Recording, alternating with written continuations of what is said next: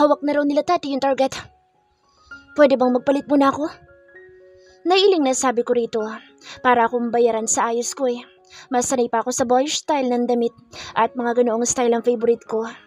Sumanyas ito na ako ng bahala. Mabilis lang ako nagpalit at pagkatapos ay niyaya na itong umalis. Isang oras na biyahe, narating namin ang location ng mga kasama namin. Isa sa mga hideout ng aming grupo. Kasalukuyang nasa sala ang mga ito at naglalaro ng barahan nang dumating kami. Agad na sumali si Tori doon. Habang ako'y dumiretso ako sa kwarto na tiyak kong pinaglalagyan ng target. And as usual, bago ako tuluyang pumasok ay kinuha ko ang maskarang nakasabit sa pinto. Maayos na isinuot iyon saka pinihit ang doorknob at tuluyang pumasok. May isang palatandaan ako sa mga taong dumukod sa amin. Markang pagka-uwi ko ay ginuhit ko kaagad upang hindi mawala sa isipan ko. Marami na ako nasilong mga lalaki na may tattoo na dragon sa kanilang mga braso. Sakop na ang buong braso. Palad na lang ang hindi. At lahat ay tikom ang bibig at ang iba ay tiyak na nasa impyerno na. Good evening. Hindi ko napigil ang mapangiwi na makita kong ayos nito. May ginawang kalokohan na naman si Tati. Yun ang tiyak ko. Basta sa ayos na lalaki na halos hindi na makaupo na maayos. Ti! Tawag ko rito. Mukhang inihintay lang niyang tawagin ko siya dahil agad siyang pumasok. I mouthed her what happened. Sorry, I already apologized to him.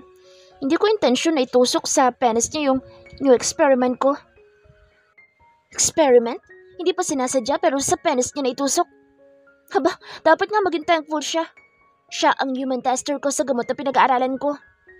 Halak yung ari niya. That's for sure. Sigurado naman akong ang gamot na iyon ay iba sa sinasabi nito. Baka nga ikamatay pa nito iyon. Nasa nagamot na pangontra? Inilabas agad niya iyon. Tinanggap ko sa kasinenyasan si Tati na lumabas na. Humila ako ng upuan para makapwesto sa harap nito. Tagaktak na ito ng pawis. Check na kapag tumagal pa ang gamot na itinurok sa'yo ni T, baka maputol na yung alaga mo. This is the only thing na makakapagsalba sa iyo. Sa bawat pagtanggi mo na sumagot sa mga tanong ko, mababawasan ang laman nito. Sabi ko na ipinakita dito ang injection na hawak ko. Help! Mukha na ito nagdideliryo. I'll help you. I'm so nice kaya. Magsimula na tayo? Nakangising tanong ko dito. Agad naman itong tumango. Who is your boss? Diretsong sabi ko rito. Sa itsura nito kahit na bigla ito ay tiyak kong hindi ito magsasalita. Kaya naman binawasan ko ang laman. Way lang para takutin ito. Papatayin nila ako. Naisip mo ba yan nung sumapi ka sa kanila? Isinama mo na rin ang pamilya mo sa kamatayan nung ipinamarka mo ang tattoo na iyan. Ubusin ko kayong lahat. Malupit ang taong yun. Mamamatay ka rin tulad ng ibang nagtangkang buwagin ang grupo namin. Mukhang nagkalakas loob ito na sumagot. Naisip mo ba? Sa mga oras na ito, sa ating dalawa, ako lang ang pwede bagyang malupit. Kaya kong tapusin ang buhay mo. Kaya ko rin tapusin ang pamilya mo. Wala naman kasi talaga akong alam. Hindi ko rin kilala yung mga tunay namin boss. Sabi nito na mangiyak-ngiyak na. Sinong tumatay ang boss nyo? Tanong ko rito. Binawasan ko ang laman ng hawak ko. Nanlaki ang mata nito.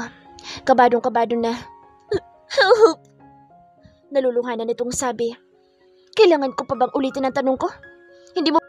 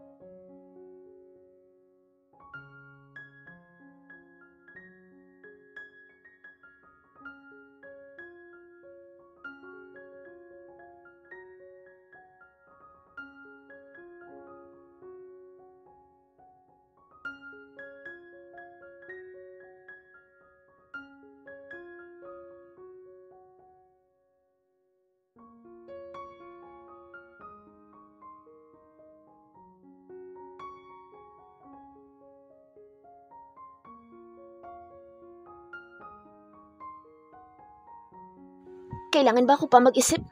Kaya mo naman na siguro yan, di ba? Mataray na anito. Tumango ako bilang pagtugon. Yeah, ako na bahala. Babalitaan na lang kita. Ani ko rito sabay ngiti. No need, I'm busy. Sabay pinatay na nitong video ko. Nalulumong napaupo ako. Kung ganito ito, paano mananatili ang lalaki sa kanya? Tiyak na kapag nagsawal si Kurt sa ganitong inaakto ni Kendra ay baka maghanap ng ibang kasintahan nito. Amira! Ngiti-ngiti si Kurt na pumasok ng kitchen. Good morning, Manang. Pakahanda na po ako ng table.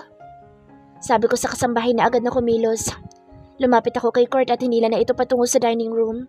Mabilis lang namang na-set up ang table. Hindi naman talaga mahilig mag-breakfast si Kurt pero base sa observation ko, kapag ako ay nagluto ay kumakain ito. Ikaw ang nagluto? Nakangiting tanong nito. Yup, kaya kailangan mong kumain. Manang, ako na po bahala dito. Nakangiting sabi ko rito nang akmang sasalina ng tasa ni Kurt ng kape. Tumango naman ang kasambahay at bahagyang yumukod. Sinalinan ko ng kape ang tasa nito. Mukhang natutuwa naman ito. Papasok ka ngayon? Tanong ni Kurt. Natigilan ako. Oo sana pero dahil nalaman kong kaarawan nito, hindi na muna. Oo, abala ako sa office today. Marami akong kailangan pirmahan. Tugon ko rito. Mamayang gabi. Nasa mukha nito na umaasa itong hindi ako busy. Not sure. May 7 p.m. appointment ako. Bumagsak ang balikat ni Kurt. Tatawagan kita kapag maaga ako natapos. Tugon ko rito upang hindi rin ito mag-set ng ibang schedule. Okay, I'll wait for your call. Sabi nito at nagsimula ng kumain. Tumawag na ba si Kendra sa'yo? Tanong ko rito. Hindi pa. Sa pagkakaalam ko may shoot siya today. The location is too far from the city. According to her, sa last conversation namin, mahirapan siyang humanap ng signal. Okay. Tugon ko rito. Napabuntong hininga na lamang ako. Ngayon nagsinungaling na rin si Kendra. I really need to do something. Pagkatapos itong kumain ay nagpaalam na rin ito. Nagdahilan ako na hindi nasasabay dahil may kukunin pa sa salida. Mukhang ang plano pa sana nitong hintayin ako. Buti na lang at may tumawag dito from office. Nang bumaba muli ako, tinipon ko ang mga guards na kasama ko sana sa pagpasok. Birthday niya ngayon. I'm planning to surprise him. Matutulungan niyo naman siguro ako, di ba? Tanong ko sa mga ito. Umaasa na oo ang sagot nila. Hindi ako fan ng mga party and stuff kaya naman need ko ng tulong nila. Oo naman po, ma'am. Tugon ng guard kong si Baron. Ito rin ang namumuno sa grupo base sa observation ko. Mahusay naman itong mamuno. That's great. Let's go. In case na tumawag sa inyo, kailangan ipasa niyo agad sa akin ng phone. Akong kakausap. Yes, ma'am. Sabay-sabay na tugon ng mga ito. Pagkasakay namin sa kotse, agad ako nag-search ng dapat na gawin. Marami naman lumabas doon.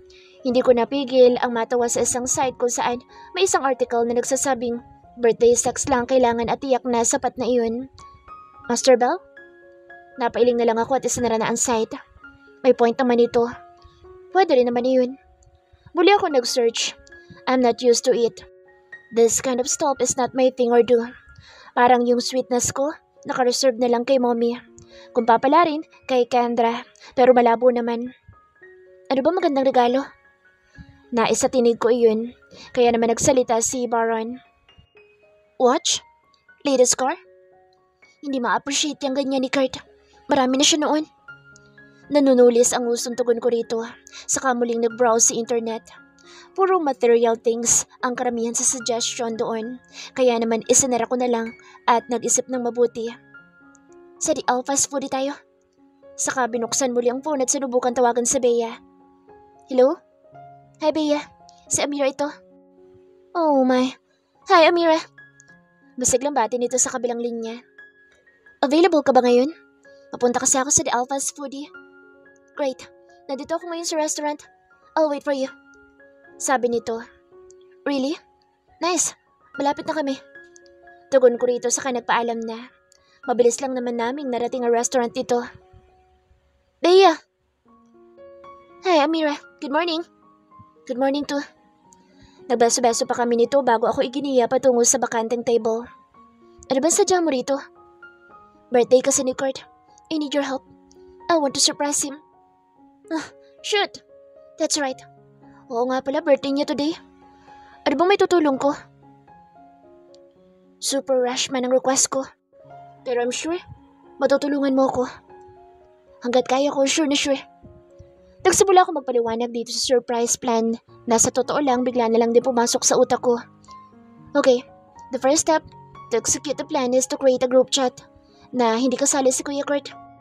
Next is, pinanood ko lang siya na tumipa sa cellphone niya. Napangiti ako na mag-notify sa akin ng pag-add.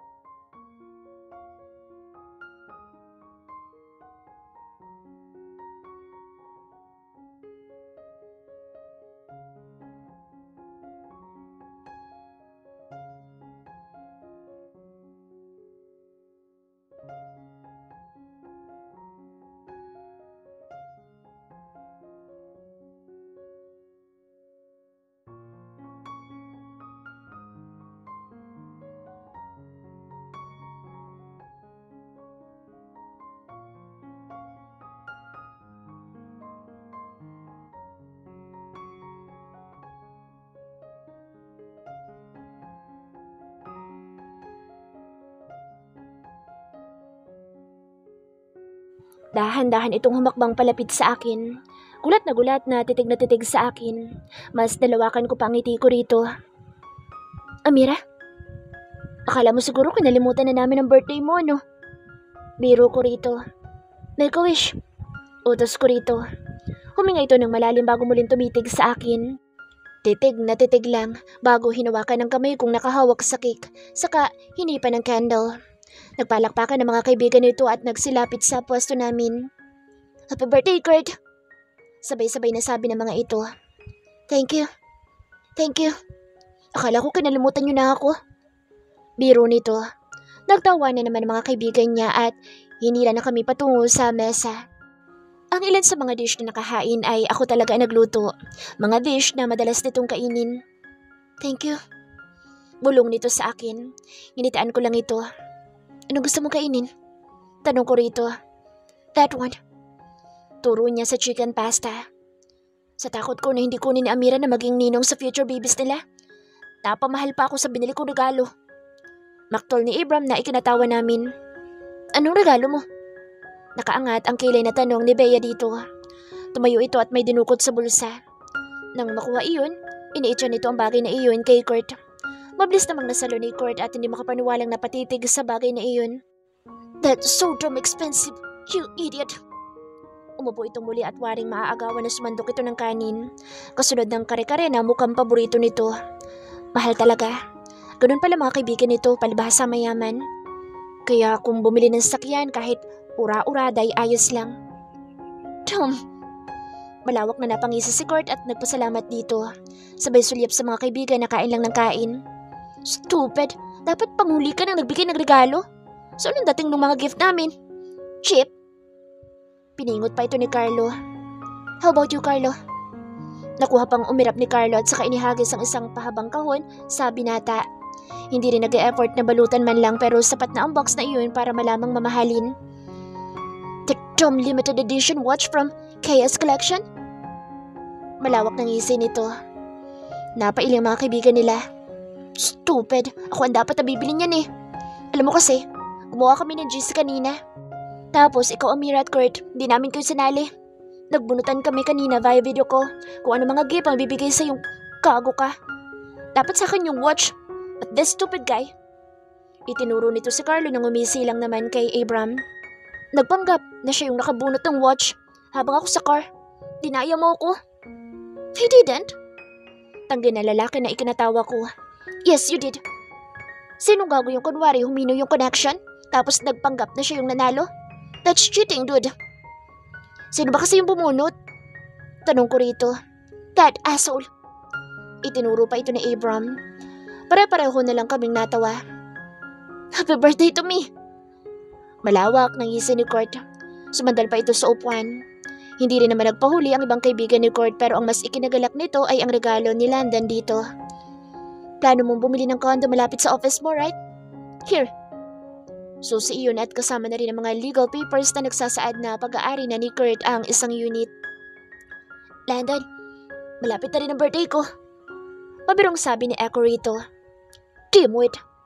Tugon lang naman ni Landon dito. Magstay ka dyan? Tanong ko rito. Hindi naman kailangan magstay. Pwede ko rin ito ibenta. Bulong nito sa akin na ikinatawa ko. Alam kong napasaya namin si Kurt. Higit pa sa mga regalong natanggap nito mula sa kanya mga kaibigan na nagpagalak sa binata. Tsak na iyong effort ang mas importante dito. Pauwi na kami ngayon sa mansyon. Panay ang sipat nito sa akin. Kung may gusto ka sabihin, sabihin mo na. Biro ko rito. Anong regalo mo sa akin? Nakaangat ang kilay na tanong nito. Punta ka sa kwarto mamaya. Nandun yung regalo ko sa'yo. Nakangising sabi ko rito. Really? May pilyong ngisi sa labi ng asawa ko. Yeah. Tugon ko. Saka mabilis nang bumaba sa kotse nang marating namin ang mansyon. Magkasabay din kami pumasok pero kapwa natigilan nang makita ang senior Theodore McWright at si Elena Strap McWright. What are you doing here? Salubong ang kilay na tanong ni Kurt. Nagtataka na makita ang ina at ang lolo sa kanyang mansyon. At paanong nakapasok ang mga ito nang hindi nakakarating sa binata ang info? Good evening. Sabi ko naman sa mga ito. As usual, inangatan agad ako ng kilay ng nanay ni Kurt. Hindi mo talaga kami inibitan sa birthday mo. Masama ang loob na sabi ng ina nito at humalik sa pisngi ng anak nito. Masimple pa ako nitong inirapan ngunit ninisian ko lang. Mukhang may pag-uusapan pa yata kayo. Akit na muna po ako sa kwarto. Kinandatan ko si Kurt. Tiyak na kung marirealize nito kung ano ang regalo ko rito ay tiyak na ipagtutulakan nito ang mga unwanted visitors dito. Mabilis ako naligo at tiniyak na mabangong mabango. Wala namang masama kung sundin ko ang suggestion ni Master Bell. A mind-blowing birthday sex will do. Napangisi ako. Hindi ko akalain na babalikan ko ang article na iyon kanina sa sobrang desperation na makaisip na magandang regalo nito. What's wrong with you, young man? Nang makaakyat si Amira ay agad na nagsalita si Lolo. Lolo nga ba? O Ama? Nothing's wrong with me, Lo. But you're acting like a child. Yan bang epekto ng asawa mo sa'yo? Dapat kasi sino? Salubong ang kilay na tanong ni Senior Theodore Macwright sa ginang. Mom, stop! Mariing saway ko rito. Wala naman talaga akong plano mag-celebrate. Nagkataon lang na sinurpresa ako ng asawa ko at mga kaibigan ko. I'm tired. Akyat na po ako. Narinig ko pa ang galit na mga yabag ni Lolo pero hindi na ako huminto sa pagpanihik paakyat. Dumiretso ako sa silid.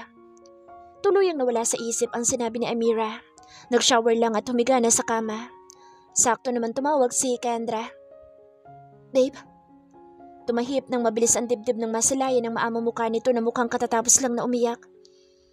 Why? What's wrong? Worried na sabi ko rito. Another bad dream. I'm sorry kung hindi kita natawagan kanina. Tinapos lang namin yung shoot. Happy birthday! Malungkot na sabi nito. May naglandas paluha na agad nitong pinahid. Thanks, babe. Anong gusto mong gawin ko? Malambing kong tanong dito. Ito ang mga pagkakataong alam kong hirap na hirap ito. May mga times noon na kumakalma lang ito kapag yakap ko ito. Hanggang sa makatulog siya. Diyan ka lang. Yung alam kong pinapanood mo ako'y sapat na. I love you so much, Kurt. I love you too, babe. Magpahinga ka na muna. Nandito lang ako. Tumango ito. Tumango rin ako rito at umayos ng higa patagilida. Pinanonood ito. Maya-maya pinaisipang awitan nito ng paborito nitong kanta. Bahagya pa itong napangiti. Ilang oras din bago ito nakatulog. Inaayos ko ang cellphone ko at sinabayan na rin ito sa pagtulog pero nanatili pa rin patuloy ang tawag hanggang sa hilahina ng antok. Maingat kong isinara ang pinto ng silid ni Kurt. Nakatulog na ito habang ka-video call si Kendra. Narinig ko ang pinag-usapan nila. Naiinip na kasi ako sa paghihintay kay Kurt na magtungo sa silid ko. Kausap pala nito si Kendra, kaya naman nagpasya na lang akong bumalik sa silid at magpahinga na. Tiyak namang hindi nito kailangan yung regalo ko. Pero bago ko naisipang matulog, tumipang muna ako ng mensahe kay Mercedes. Gusto ko pa rin namang regaluhan ng binata ng bagay na pwede nitong ikip kapag wala na ako. Honestly, hindi naman dapat ako makadama ng disappointment. Mali iyon.